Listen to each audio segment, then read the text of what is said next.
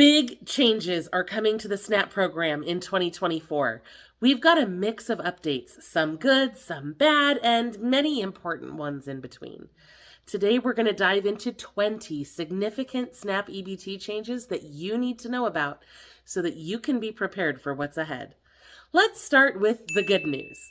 Millions of people will see an increase in their SNAP food benefits through several new initiatives that will launch this year.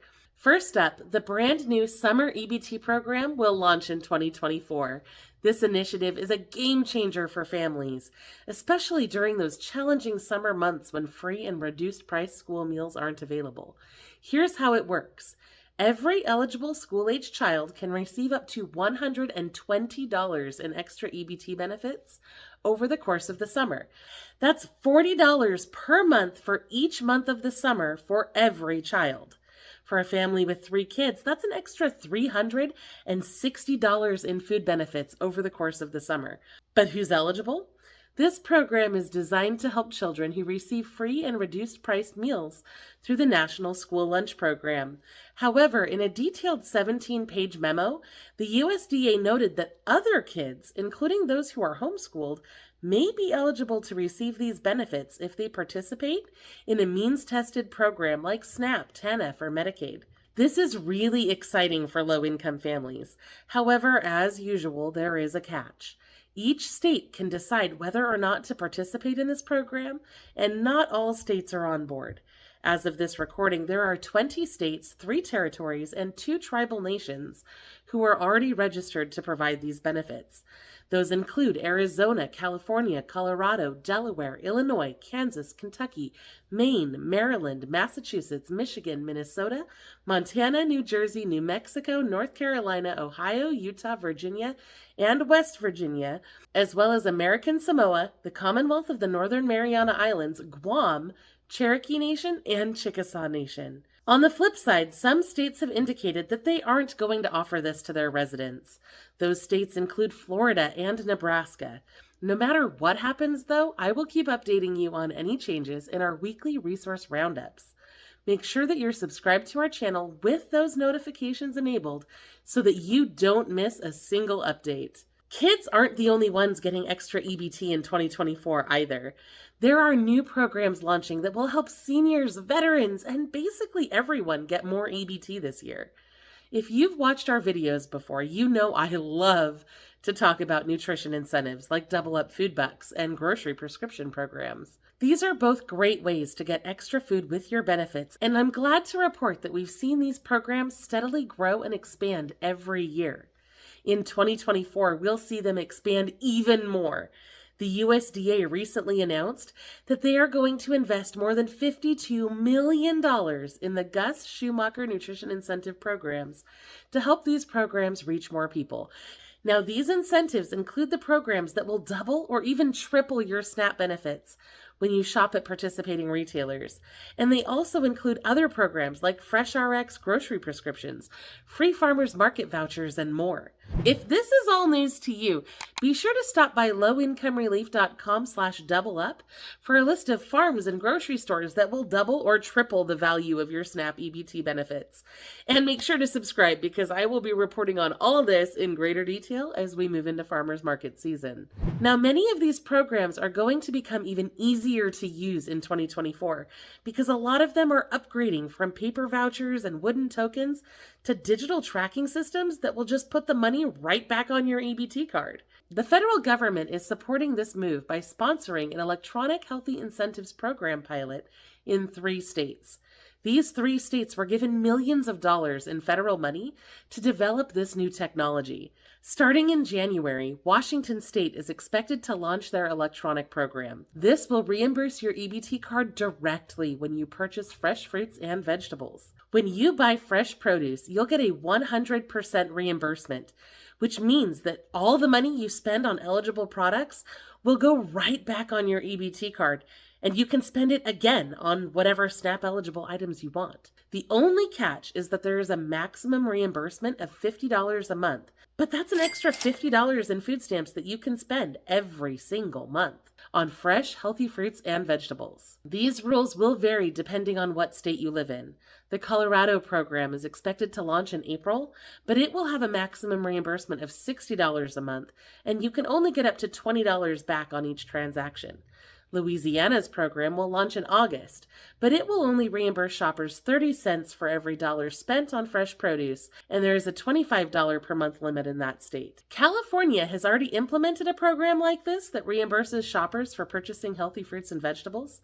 Their program can provide up to $60 in reimbursements when you purchase fresh fruit and vegetables from participating retailers. Oh, and to be clear, these new programs are not a replacement for the Double Up Food Bucks program or other things like that. These new programs are completely separate from those other nutrition incentives, so you can use them both. Some states are making it easier for you to get and keep your SNAP benefits too. This is really important because food just keeps getting more expensive, and everybody needs a little help. In Connecticut, Governor Lamont recently changed the income eligibility limits so that an additional 9,000 people could qualify for SNAP benefits. They did this by raising the income limits to 200% of the federal poverty level instead of just 185%. In Texas, the state decided to adjust the vehicle asset limits so that more people could qualify for food stamps as well. This helps thousands more people receive those needed food benefits. Some states have even increased the amount of SNAP benefits that you can get by supplementing the program with state funds. In New Jersey, Governor Murphy raised the minimum SNAP benefit to $95 a month. Washington, D.C. will temporarily boost payments starting in January 2024, and that will increase those benefits by an average of about $47 a month for a few months. These are really exciting developments because it shows that local governments are actively working to address the challenges of food insecurity. By adjusting income and asset limits and even supplementing SNAP benefits, states are actively helping people cope with the rising cost of living, and they're taking concrete steps to ensure that more people can get the help they need. And speaking of helping people get access to the help that they need, our sponsor Injury Claims specializes in helping people who have been unfairly denied disability benefits. Whether you were turned down by Social Security, the VA, or long-term disability insurance, they can help you fight for the benefits that you rightly deserve. Check out their quick 2-question survey at lowincomerelief.com/claimhelp to see if you're eligible. Now let's shift our focus back to SNAP updates. It's going to get even easier to spend those benefits online this year. We hit a major milestone last June when Alaska became the 50th state to allow online purchases with SNAP benefits. By October, a record 3.9 million SNAP households were shopping online. That's pretty cool. It will get even easier to do this in 2024 since Uber Eats has announced that they will start accepting SNAP benefits for online grocery orders and deliveries. DoorDash and Instacart already do this. But to make it even easier for rural people to shop online, the USDA has announced something that they are calling the SNAP EBT Modernization Technical Assistance Center. This is a new service that will help small local grocery stores start processing those SNAP payments online. The hope is that the new SEMTAC Center will help bring online SNAP orders to more rural and underserved communities. More farms are also expected to start accepting EBT as well because the USDA has launched a new program that allows farmers to accept SNAP payments online too. This development will boost sales at farm stands, pick-your-own operations, and farmers markets, which is a win for both farmers and SNAP shoppers. Now, unfortunately, new technology brings new challenges, and in the SNAP program, that challenge is fraud. In recent years, we've seen an outrageous increase in EBT thefts through skimmers, hackers, fake websites, text message scams, and more.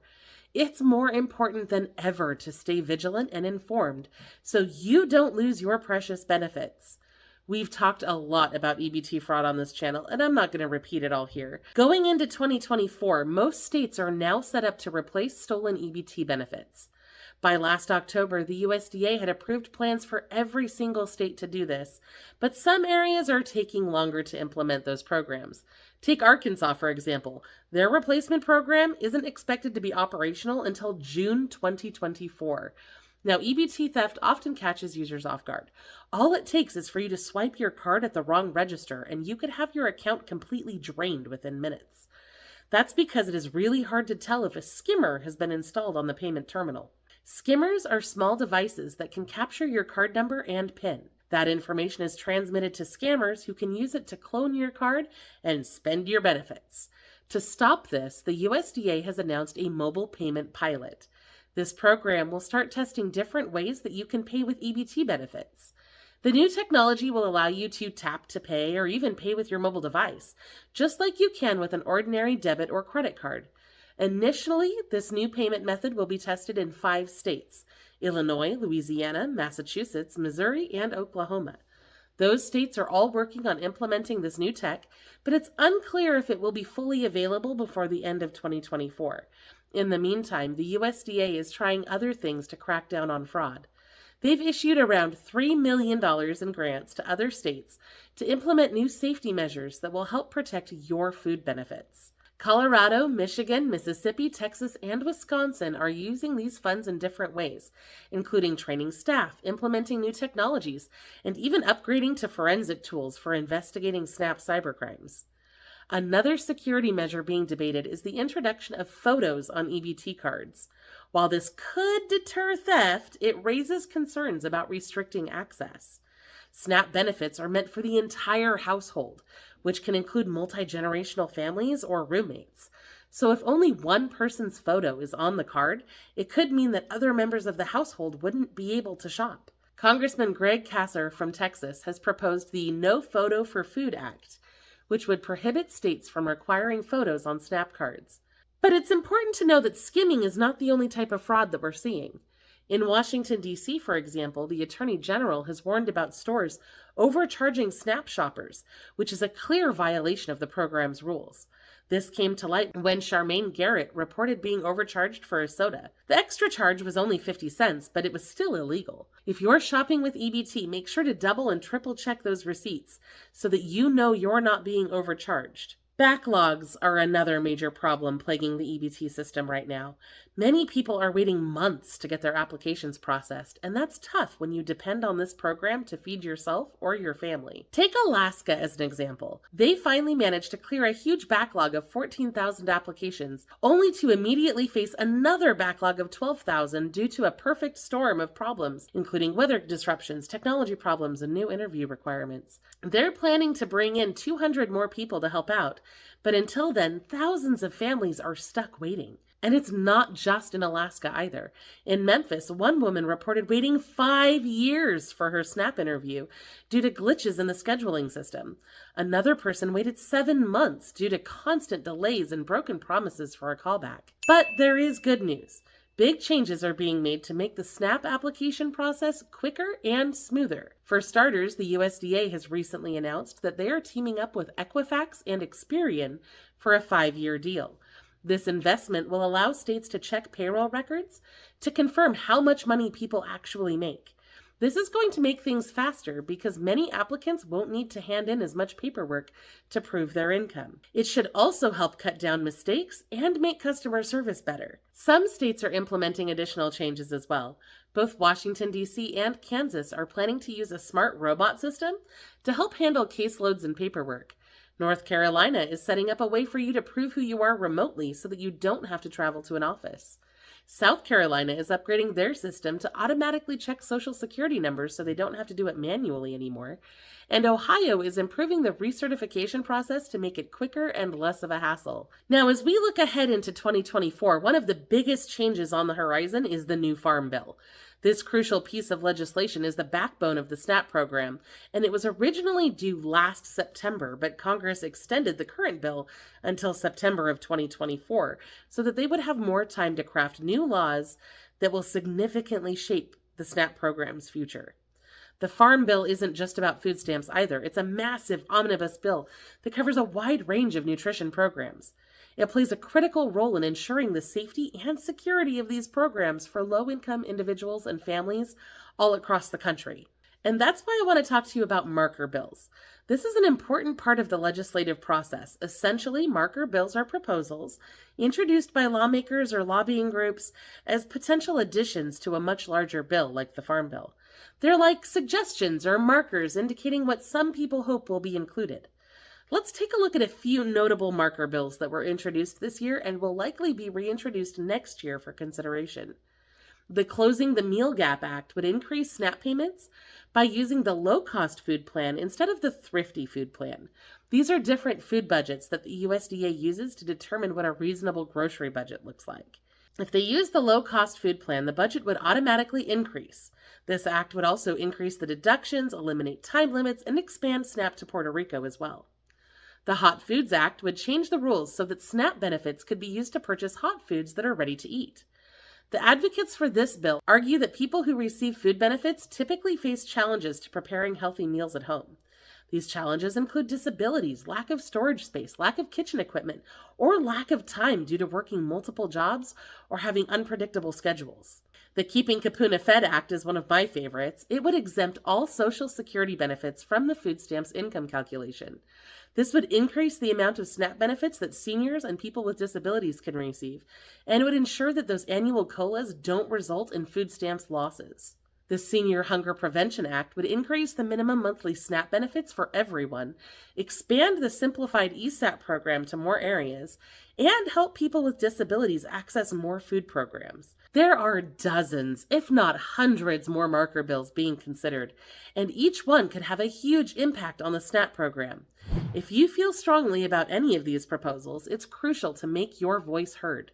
Visit congress.gov, find your congressional representatives using your address, and reach out to them to show your support. When the final Farm Bill is unveiled, it's likely that it will include new work programs and requirements. We're still piecing together the details, but there's already some talk about what those might entail. One thing we do know for sure is that the work requirements for able-bodied adults without dependents will be expanded. It's already been announced that on October 1st, 2024, those rules will expand to include adults up to age 54. This means that if you fall into that category, you'll need to meet specific work criteria in order to keep receiving your food benefits. There are exceptions, especially for people with disabilities or those who live in areas with high unemployment, that can provide some relief. Another thing we know is that Nebraska's EBT program is getting a lot of attention lately. EBT, or Education and Training, is a component of SNAP that often goes under the radar. But the USDA has been working hard to get states to implement and grow these programs, and Nebraska's EBT program has brought some incredible results. Nearly 1,000 people have enrolled in Nebraska's SNAP Next Step program since it launched in 2016. The results are impressive. Those who participate see their earnings jump tenfold on average, from about $265 a month when they start to over $2,400 in their first month after completing the program.